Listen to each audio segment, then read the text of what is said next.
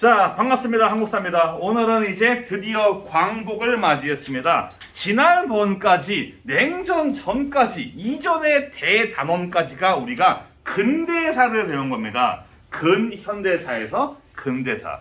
우리는 이제 현대사를 만나고 있어요. 지난번에 배웠던 냉전은 현대사에서의 세계사였고 이제 현대사에서의 한국사로 넘어가 보겠습니다. 페이지는 216페이지로 만나볼게요. 우리는 1945년 8월 15일 광복을 맞이했습니다. 근데 이게 보통 우리가 해방되고 광복을 맞았을 때 또 일반적으로 우리의 노력들을 많이 폄하하는 의견들이 많아요. 어차피 광복 미군이 해준 거 아니냐? 핵폭탄 두 방울 한 거 아니냐? 근데 우리도 분명히 나름대로 노력을 많이 했어요. 우리의 노력 결과가 어디에서 드러나냐? 장제스의 카이로 회담. 여기에서 우리가 그동안 노력을 하지 않았으면은 장제스가 카이로 회담에서 한국의 독립 얘기를 꺼냈겠냐고요. 꺼낸 배경에는 우리의 독립 노력도 있는 겁니다. 그래서 우리의 노력도 없지 않다는 거. 물론 직접적인 거는 일본이 망한 거고 일본이 망한 원동력은 연합군에 있는 거죠. 여튼 우리는 광복을 맞이했습니다. 광복 관련해서 당시의 세계 정세가 어떻게 되고 있었냐? 일단 보자면은 당시에 이거 좀 땡겨야겠다. 잠깐만요. 다시 그릴게요.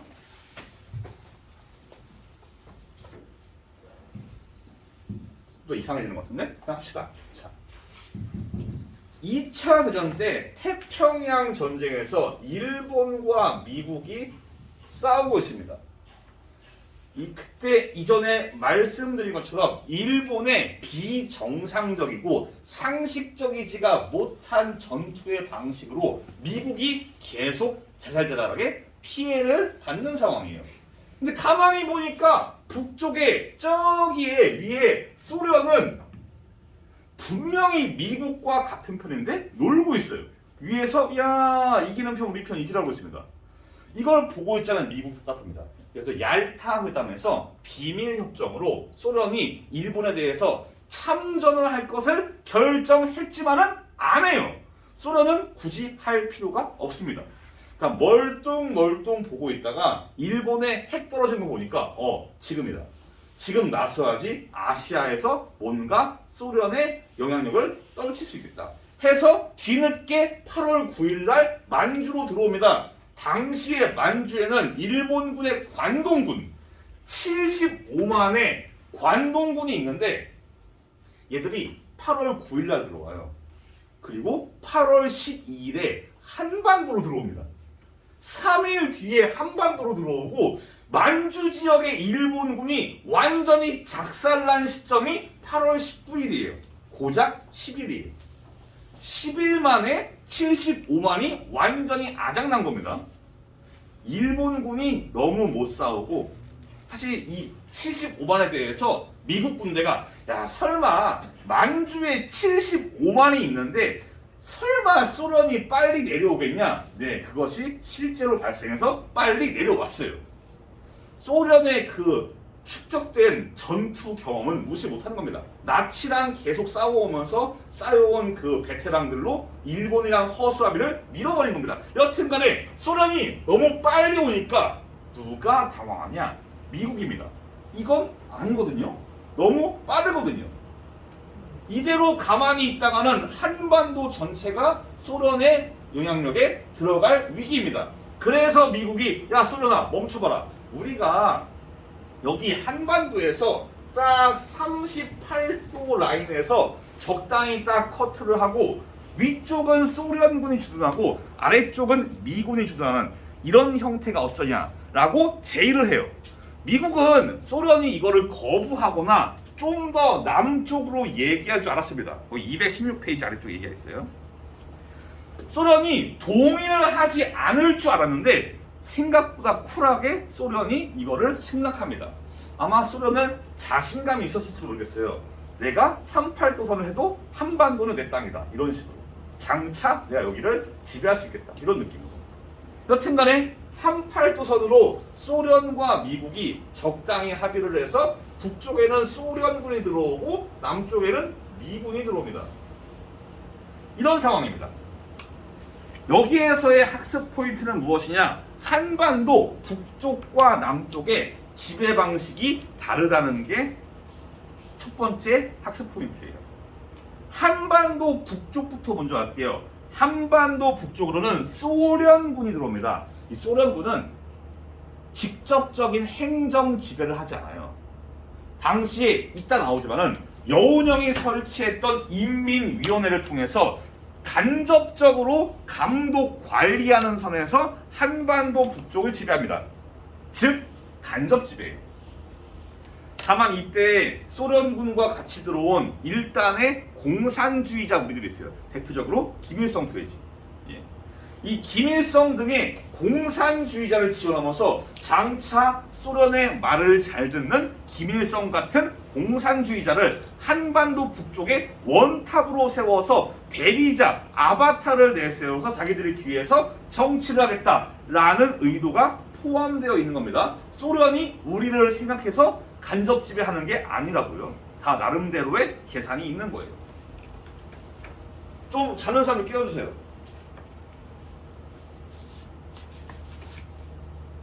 자, 다음은 한반도 남쪽입니다. 한반도 남쪽은 미군이 직접 지배합니다. 이 직접 지배하게 된 배경들이 있는데 그 배경 중에 하나는 조선 총독부의 악랄한 계책이 있어요. 총독부가 이제 일본이 항복이니까 철수를 하는데 이때 얘들이 그냥 안 가요. 첫 번째로 뭔 짓을 하냐? 자기들 이사 비용 된다고 돈을 막 찍어내요. 할 수 있는 모든 한 돈을 막 찍어냅니다. 이 결과 일본은 철수 자금을 벌 수 있었고 동시에 한반도의 경제가 완전히 작살납니다. 돈을 막 찍어서 시장에 막 푸니까 인플레이션이 발생해서 몇 년간 한반도의 경제가 완전히 작살나는 원동력 중에 하나가 됩니다. 안타까운 일이죠. 두 번째는 당시의 조선 총독이 미군 사령관과 만나서 면담을 할 때 뭔 얘기를 하냐? 이 조센징들은 내가 애들이 야만적이고 비열하고 미개해가지고 애들은 믿고 맡기면 안 된다. 이런 식으로 막 조언을 해줘요. 그런 식으로 조언하니까 미군 사령관이 그러면은 우리가 직접 나서야겠다 라는 식으로 생각을 하게 유도합니다. 그 결과 미국은 한반도에 들어와서 포고문을 발표할 때 뭘 하냐? 한국인들이 설치한 어떠한 정부, 어떠한 단체, 어떠한 국가 인정하지 않겠다. 오직 미군이 세운 미군정청만이 한반도 남쪽에서의 유일한 정부이다 라고 하면서 임시정부라던가 여운형이 세웠던 그런 건국의 노력들, 그동안 지난번에 배운 것처럼 건국 준비 작업, 독립 준비를 나름대로 착실히 잘 해왔는데 이거를 완전히 다 무시하고 미군정청에 의한 통치만을 인정합니다. 그래서 한반도 남쪽은 미군에 의한 직접 지배, 한반도 북쪽은 소련에 의한 간접 지배가 차이점이 있다는 점 먼저 알아두셔야 될 학습 포인트입니다. 이해하셨죠? 넘어가 보도록 하겠습니다. 그럼 이제 1945년 광복 이후에 이제 일본 정부 총독부가 사라졌으니까 우리가 나라를 세우고 정부를 세우기 위한 여러 정치 활동들이 있어요. 요 파트가 사실은 되게 어려운 파트지만은 교과서가 나름대로 요약을 잘 해주고 있어요. 이 1945년부터 48년 요 사이는 우리나라 역사에 손꼽히는 혼란기 중에 하나입니다. 수많은 정치단체가 있어요. 교과서에는 몇 개 없습니다. 근데 보통 20개가 넘고요. 제가 배울 땐 20개 정도를 봤던 거 같고 책에는 한 40개가 넘어요. 겁나 많습니다. 수많은 단체들이 좌와 우, 좌익과 우익으로 나뉘어서 서로 총으로 쏘는 테러 활동, 암살 활동 이런 활동들이 많던 혼란기예요. 수많은 우리의 운동가들, 사람 대표들이 정치 단체를 만들어서 활동을 했습니다. 우리는 대표적인 몇 개의 단체만 볼 거예요. 몇 개의 단체만 대표적으로 만나보시면 됩니다. 그 전에 제가 이전에 조선 건국동맹을 설명할 때 이 조선 건국동맹을 만든 사람 여운형을 상당히 강조했어요. 이 양반이 광복 이후에 행적이 크다. 이승만, 김구, 여운형 3명은 광복 이후에 정말 중요한 활동을 했다라고 강조를 한 바가 있습니다. 여운형의 활동은 그래서 제가 정리를 했어요. 그만큼 중요하다는 거지. 자, 여운형. 이분은 조선 건국 동맹을 세워서 나름대로 암암리의 활동을 하고 있습니다. 그러는 찰나에 일본이 항복할 것 같다는 그런 느낌을 받고 조선 총독부가 이제 본국에서 우리 항복에 대한 철수 얘기를 했을 때 총독부가 가장 걱정되는 것은 한반도 안에 있는 일본인들의 생명과 재산이에요. 당시에 식민 통치가 이어지면서 한반도 안에 이민자가 많아져가지고 일본인들이 많이 살고 일본인들의 재산도 있어요. 이 생명과 재산을 보호하기 위해서 일본 총독부가 이제 여운형과 만납니다. 한반도를 대표하는 여운형을 만나가지고 1대1 면담을 해요. 말을 하기를, 여운형 씨, 우리 조선 총독부가 당신한테 행정권을 넘겨드릴 테니까 대신 일본인들의 생명과 재산을 보호해달라 라고 요청합니다. 여운형은 이거를 오케이 하는 겁니다. 그러면서 세운 게 조선 건국 준비위원회입니다. 당장 이제 일본의 패망이 눈앞에 왔고 이제 조선 총독부가 이런 얘기를 하니까 이제 나라를 만들어야겠다. 본격적으로 해서 조선 건국 준비위원회를 만드는데 약자는 건준입니다. 중요한 단체입니다. 조선 건국 동맹이 이어져서 전환된 겁니다. 예. 그 흐름이 이어지는 거예요. 건국 동맹에서 조선 건국 준비위원회. 여기에서는 이제 각 지역에다가 이제 막 뭐 행정기관을 만들어 가지고 유사시에 짠 하고 나라가 만들 수 있게 이렇게 조직을 하는데, 문제는 총독부가 처음에는 여운형 씨 행정권 넘겨드릴게요 라고 말을 했는데 나중에 누가 오냐? 미군이 와요. 그러니까 총독부는 야, 이거 여운형한테 넘길 필요가 없겠는데 협상 파트너가 여운형이 아니라 미군이었구나 라는 걸 깨닫고 행정권을 여운형한테 넘기는 게 아니라 미군한테 넘깁니다. 이러니까 여운형은 당황합니다. 안 되겠다. 이 상황에서는 지금 우리가 빨리 준비해야겠다. 지금 느긋느긋하게 행정기관 만들고 이럴 때가 아니다.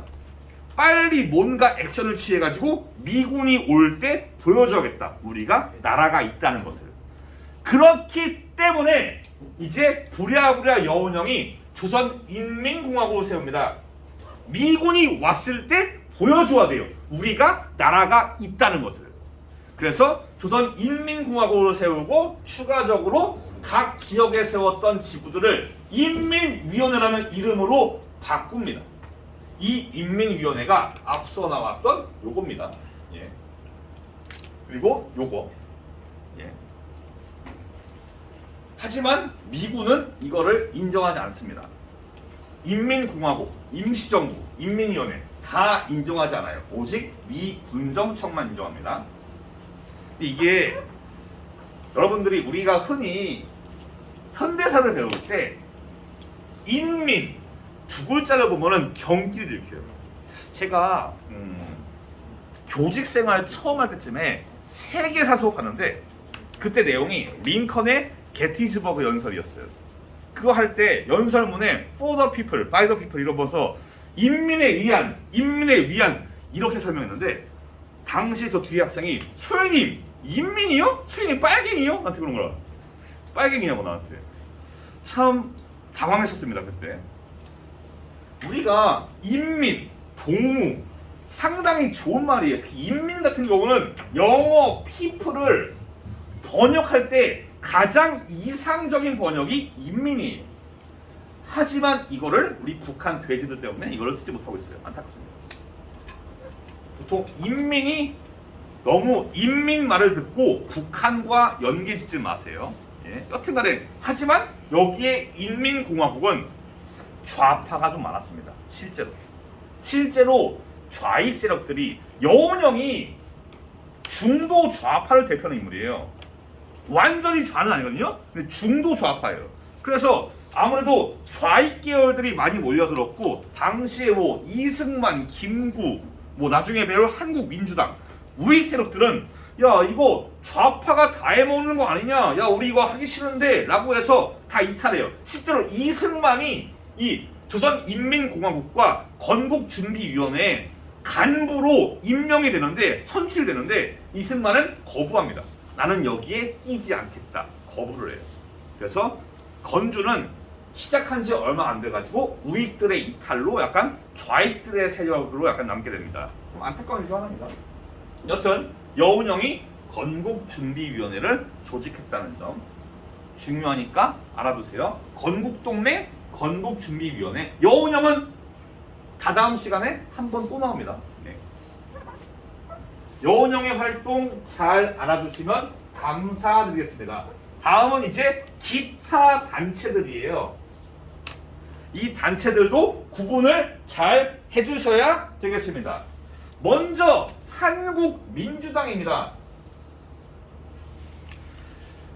민주당이란 이름은 과거부터 지금까지 많이 쓰여오고 왜 그러냐? 미국에 민주당이 있으니까. 공화당, 민주당. 그 덕택에 좀 민주당이 과거부터 지금까지 많이 사용돼요. 이 민주당이 과거부터 지금까지 정치의 그 노선이 똑같은 게 아닙니다. 이 당시의 민주당을 지금의 민주당 계열로 이해하시면은 좀 헷갈릴 수 있어요. 그냥 지금 이때의 민주당은 완전한 우익 세력이에요. 김성수가 만들었어요. 김성수는 누구냐? 동아일보의 사주 출신이고 고려대학교를 세운 김성수입니다. 자본가예요. 약간 좀 물산 장려운동 그런 것과 연관되어 있는 자본가입니다. 하여튼 이 김성수가 이제 우익 세력들을 모아가지고 한국 민주당을 만듭니다. 우익 세력이라 한다면은 주로 누굴 말하냐? 지주, 땅주인, 자본가, 기업가들. 좀 땅이 많거나 돈이 있거나 이런 사람들을 주축으로 한국 민주당이 만들어졌습니다. 근데 이게 일제 시대의 땅을 가지고 있다. 일제 시대의 자본가다. 라고 한다면은 보통 통념적으로 뭘 떠올리냐? 친일파겠죠. 이들은 일본의 그런 협력에 있어서 자유롭지가 못한 구성이 있어요. 이들은 계속 친일파 청산에 대해서는 적극적인 모습을 보이지가 않아요. 여튼 한국민주당 우익 세력. 다음 이제 광복된 다음에 해외에서 활동 중인 우리의 독립운동가들이 하나하나 돌아옵니다. 그 중에 하나는 미국에서 활동하던 이승만이에요. 이승만은 귀국해서 뭐라고 말하냐?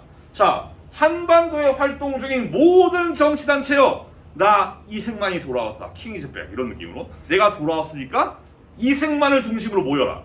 이승만을 중심으로 정치단체들을 하나로 묶기 위한 시도를 합니다. 그게 독립촉성중앙협의회입니다. 굳이 다 밑줄인 거는 다 헷갈리지 말라고. 여튼 독립촉성중앙협의회는 이승만이 사상과 이념을 떠나서 한반도에서 활동하던 정치단체들을 하나로 묶은 겁니다. 이 중에는 조선공산당도 있어요. 이념을 뛰어넘은 단체를 만들지만은 얼마 가지 않아요. 애초에 이승만 계열이 민족주의 우파 계열이었고 공산당의 입장에서는 여기에 오래 합류할 이유가 없으니까 결국 이거는 나중에 분열되고 맙니다. 다음 김구와 임시정부도 돌아옵니다. 이들은 미 군정의 인정을 받지 못했기 때문에 정부 자격이 아니라 개인 자격으로 각자 티켓팅을 가지고 개인 자격으로 돌아왔어요. 뿔뿔이 335 돌아와가지고 이 김구와 임시정부 세력들은 자기들이 기존에 만들었던 자 임시정부의 정당이 뭐였을까요? 집권정당 한국 독립당입니다. 독립당 정당 군대는 한국광복군 정당은 한국독립당 이 한국독립당을 그대로 정당 등록 절차를 거쳐가지고 한국독립당의 이름으로 활동을 합니다. 그래서 한국독립당이라고요. 이 독립당은 임시정부의 독립당과 같은 거예요. 그냥 그대로 정당 등록을 거쳐서 이어지는 겁니다. 그 외에 뭐 적진 않았지만은 뭐 조선공산당도 있어요. 좌익 계열의 대표들, 박헌영 등. 나중에 교과서에 계속 박헌영이 나오는데 이건 딴 말 설명 안 했네 깜빡하고. 보통 박헌영은 보통 조선 공산당입니다. 나중에 설명할 테니까 지금 미리 적어도 좋아요. 보통 박헌영 하면은 좌익 계열이구나 하고 이해하시면 돼요. 나중에 이 사람이 계속 나오거든요. 그때 다시 설명드릴게요. 그 외에도 수많은 정당과 수많은 단체가 있습니다. 하지만 우리는 이렇게 여운형을 포함해서 4단체만 배우겠습니다. 자, 오늘 수업은 여기까지로 하고요. 내용이 별로 없습니다. 그만큼 학습 포인트가 뚜렷하니까 정당들 잘 구분하시고 한반도의 지배 방식 차이점 잘 알아두시고 다음 시간은 이제 해방 이후에 한반도 문제를 논의하기 위해서 모스크바에서 개최됐던 모스크바 3국 외상회의부터 수업을 진행합니다. 고생 많았습니다. 다음 시간에 뵐게요. 감사합니다.